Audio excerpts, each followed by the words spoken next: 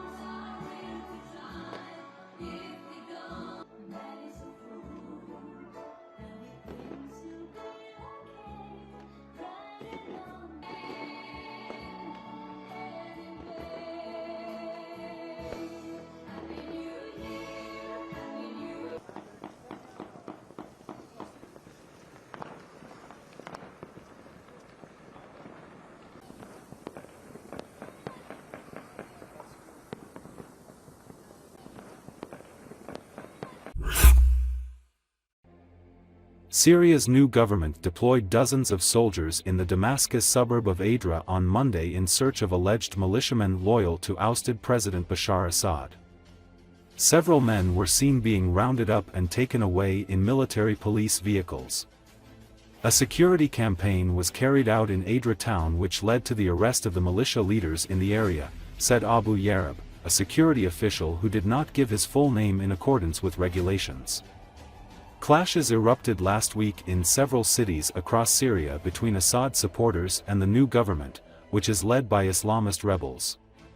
Since Assad's fall, dozens of Syrians have been killed in acts of revenge, according to activists and monitors, the vast majority of them from the minority Alawite community, an offshoot of Shiite Islam to which Assad belongs.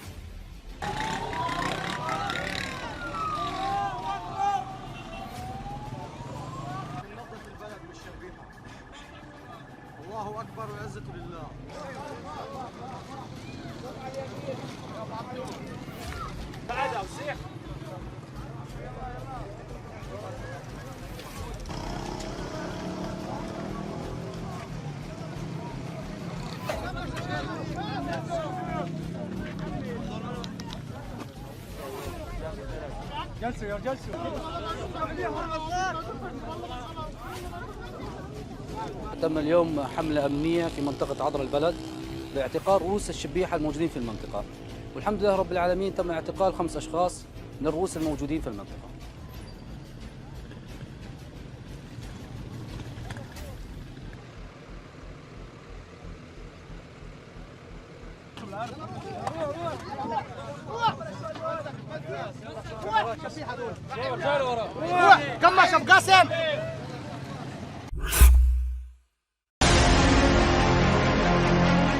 North Korean leader Kim Jong-un is ready to supply the Russian army with more cannon fodder, but so far the North Koreans have not proven their effectiveness at the front. This was reported on Radio NV by former deputy platoon commander of the Aidar battalion of Ukraine, military analyst Yevgeny Diki. Diki agrees with the assertion that Russia brought in North Korean troops because of Putin's desperation. This is out of desperation because by the end of 2024, a new phenomenon has emerged in Russia that did not exist before. They have practically stopped replenishing the army, said Diki. In particular, according to him, if in Ukraine there has been a problem with replenishment for 2 years because mobilization measures have not been taken, then in Russia there have been no problems with this during these 2 years.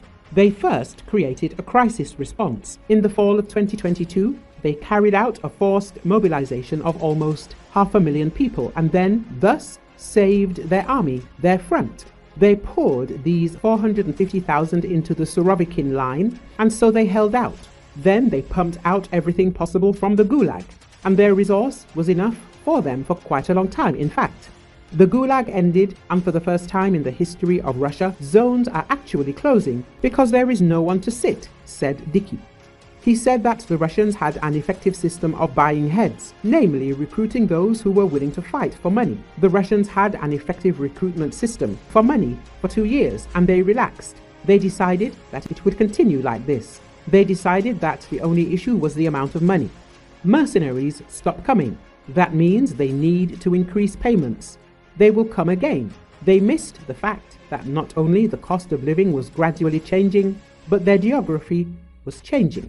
First, they completely scooped out the depressed regions of ethnic minorities. For a very long time, they did not touch the megacities Yekaterinburg, St. Petersburg, Moscow. This year, they have already started to take them. Payments were increased tenfold, and this not only led to a tenfold increase in recruitment, but did not even allow them to maintain the recruitment that was there. It simply failed by the end of the year, Dickey emphasized. According to the expert, the option of attracting soldiers from North Korea arose, and I suspected that those North Koreans who are fighting now are tests. Depending on whether they show at least some minimal effectiveness in the war, they will or will not buy much larger batches from Comrade Un, because Kim is potentially ready to supply much more. But so far, it looks like it is not justifying itself, said Dickey.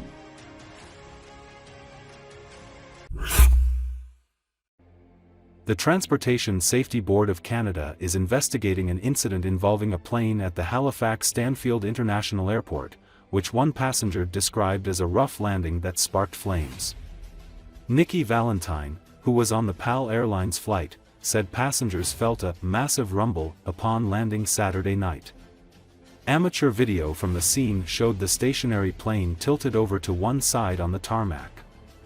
Airport spokesperson Tiffany Chase said an Air Canada Express flight operated by PAL Airlines, arriving from St. John's, Newfoundland, experienced an incident upon landing at approximately 9:30 p.m. Air Canada spokesperson Peter Fitzpatrick said the Bombardier Q400 plane experienced a suspected landing gear issue after arrival and was unable to reach the terminal. Fitzpatrick said the crew and 73 passengers were offloaded by bus and nobody on board was injured. The incident temporarily halted flight activity at the airport.